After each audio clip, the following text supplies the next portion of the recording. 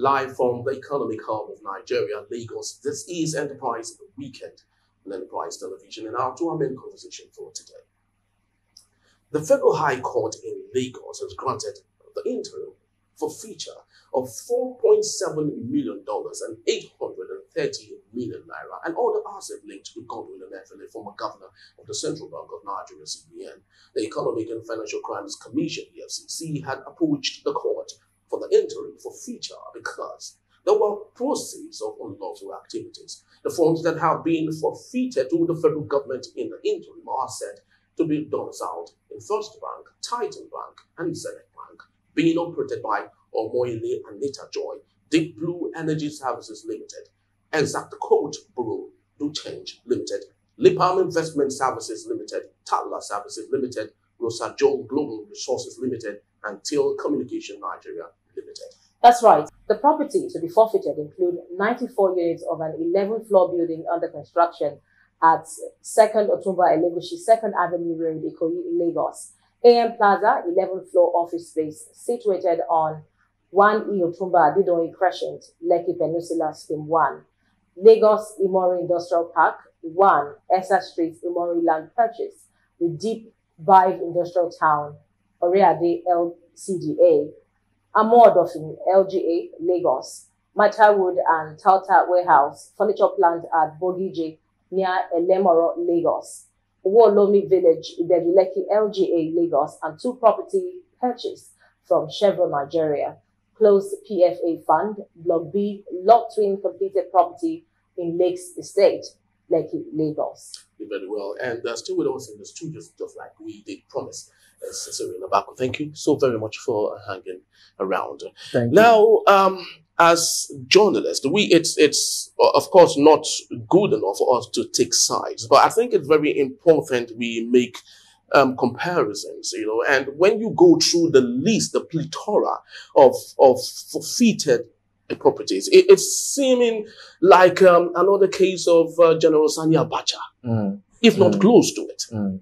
Don't you think so? I said it here.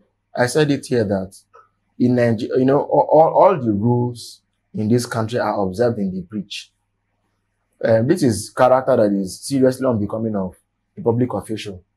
And to think that somebody who was the former managing director of one of Nigeria's biggest banks, well-known banks, Zenith Bank, to have become governor of the central bank, and then went on this wild, primitive acquisition spree. Was he always like this? Was he doing the same thing as Zenith? Or was he doing this holding forth for other vested interests? What really was the issue? And believe me, let me start by saying that Emefiele would have walked away a free man. At what point? At every point. Except that he, like Lucifer, he attempted to dethrone God in heaven. That's a big allegation. No. He wanted to run for president. Right.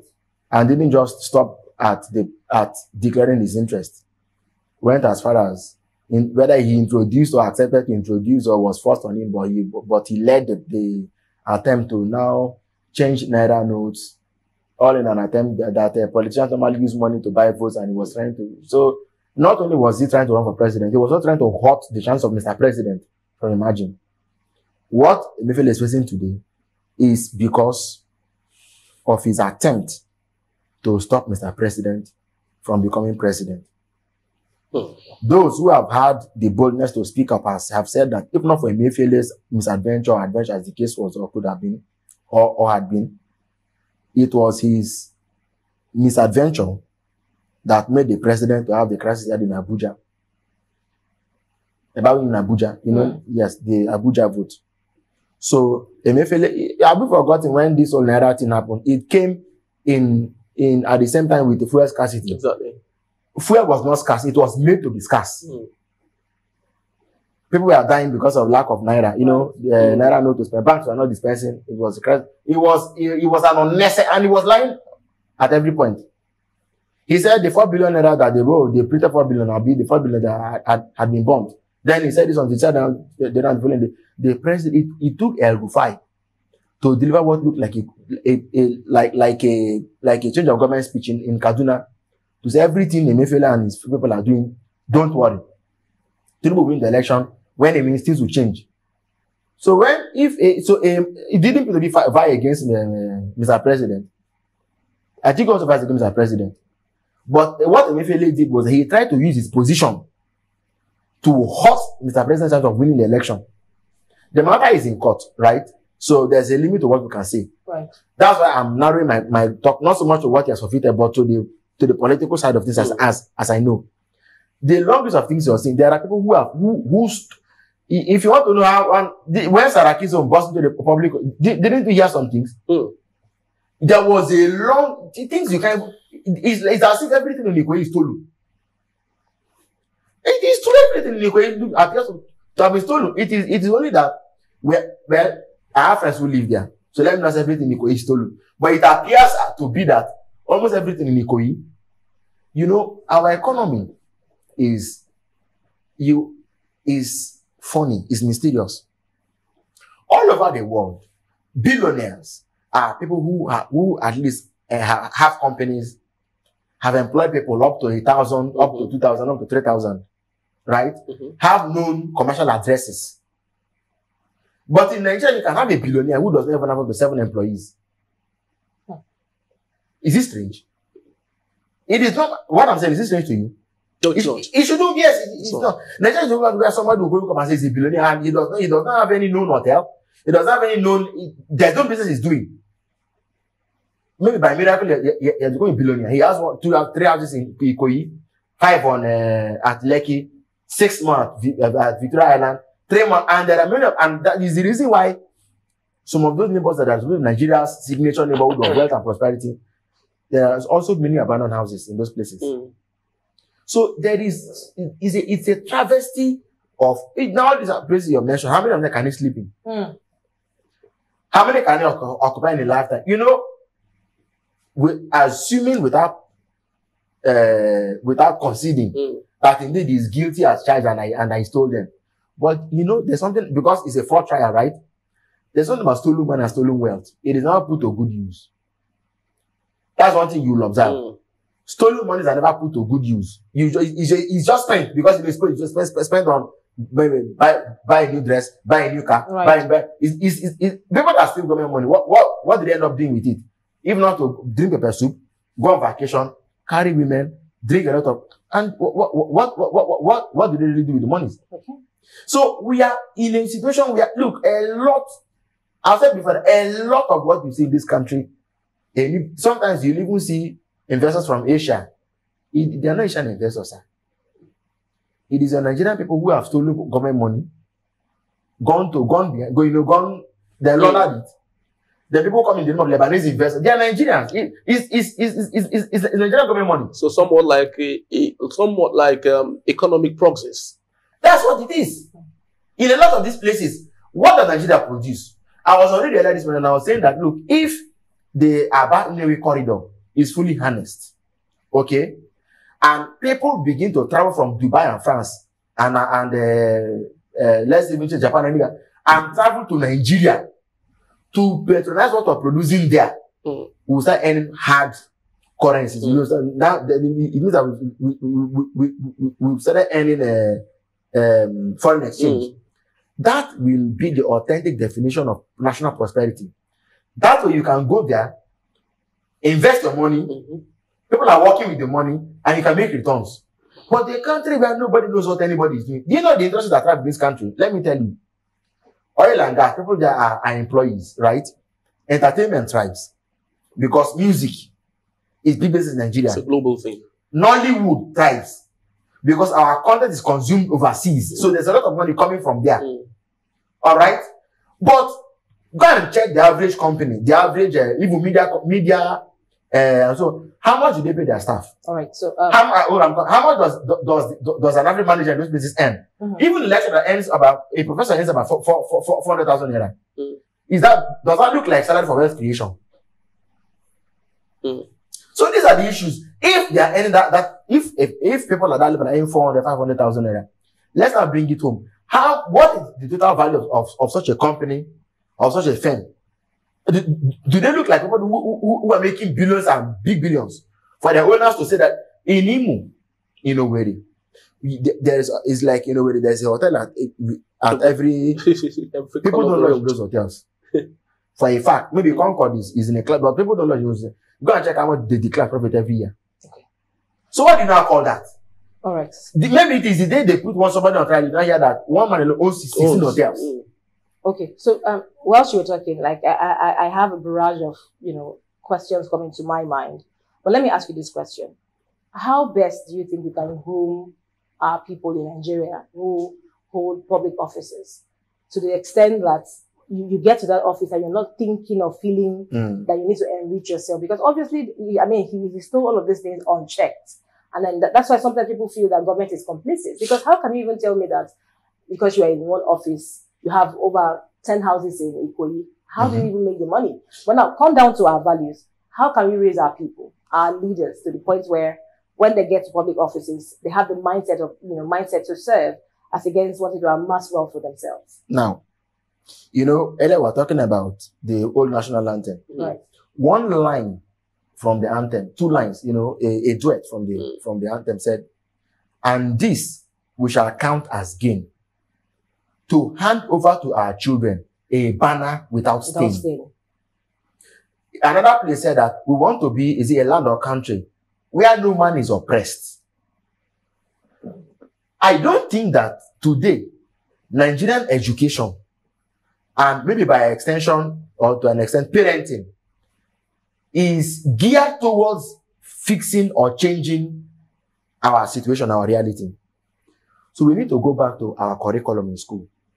When cultism was a problem on almost every campus in Nigeria, they had to say, let them introduce general subjects that will deal with cultism, civics, and so on. And maybe that one sort of mitigated, because in the 90s, cultism was it was a problem. It was an epidemic.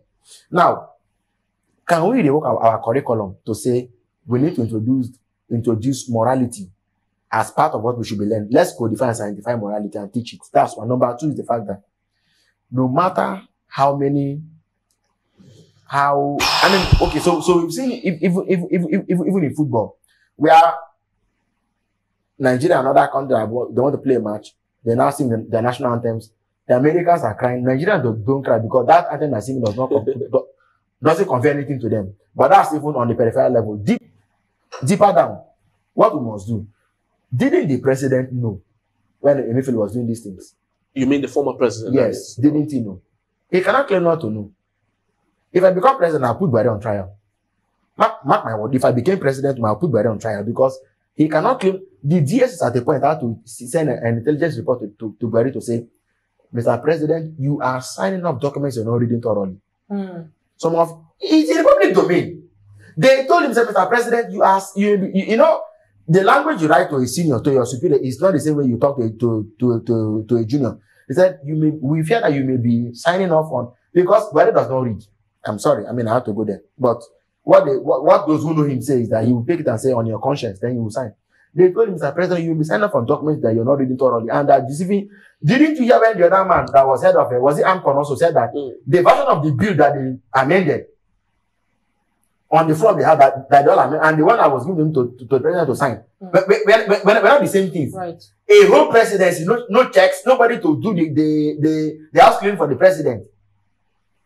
So if the governor of the central bank was doing all of this and the president didn't know, okay, didn't the intelligence services point? We have the end. I always say this thing: police intelligence is there. The EFCC that is prosecuting him can they say that it was not that they found out all these things?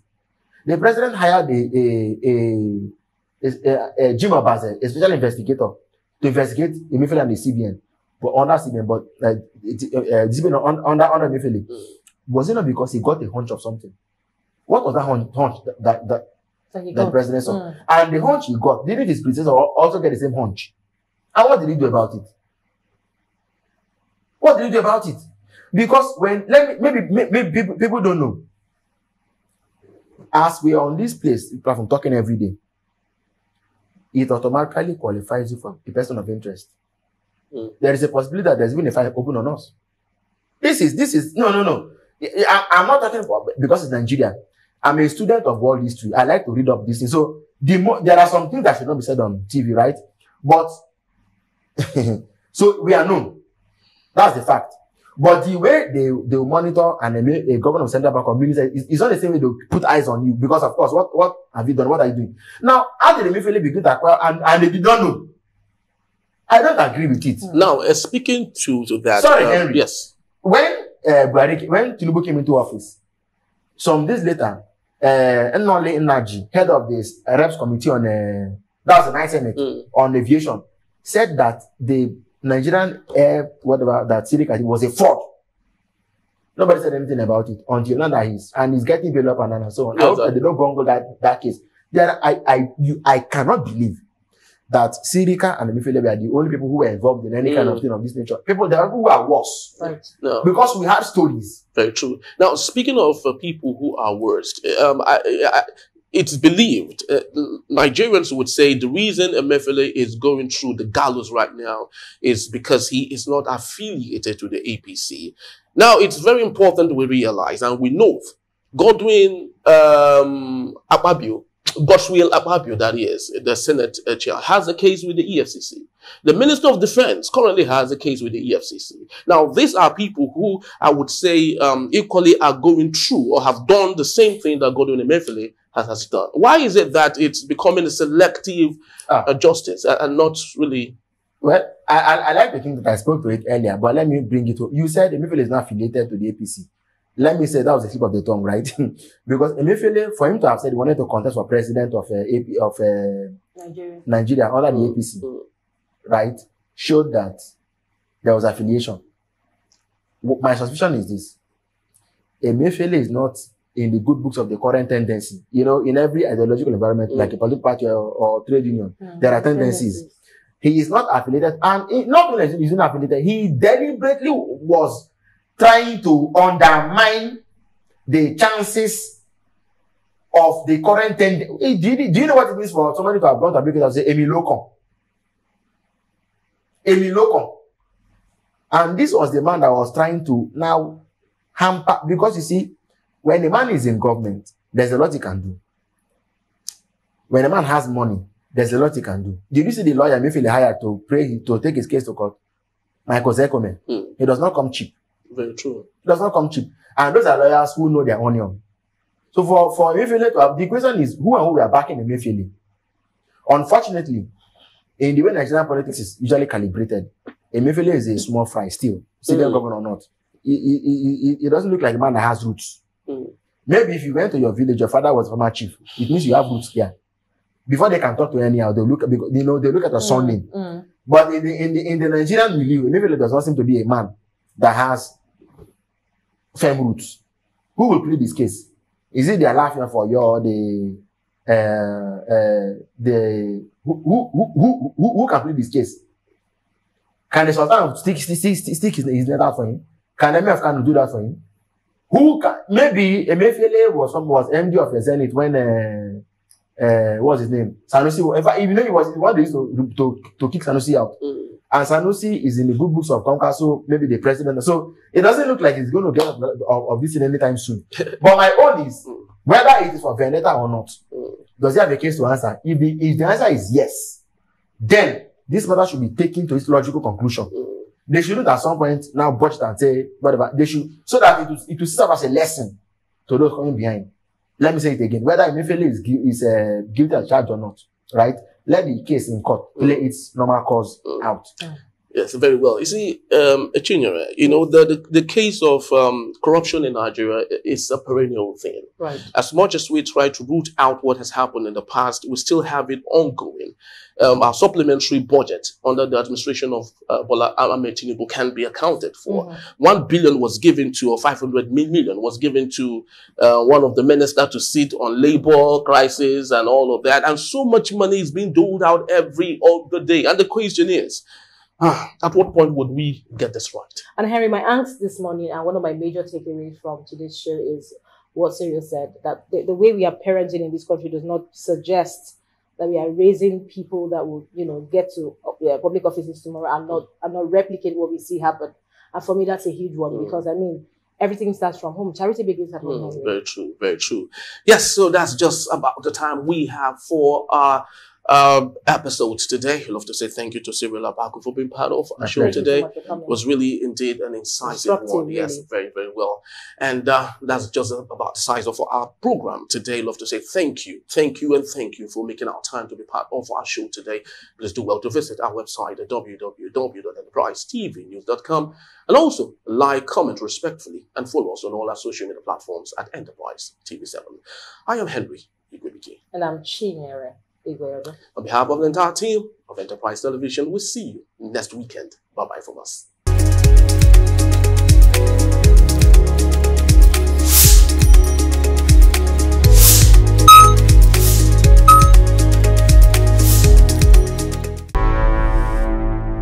Enterprise TV, a tradition of truth.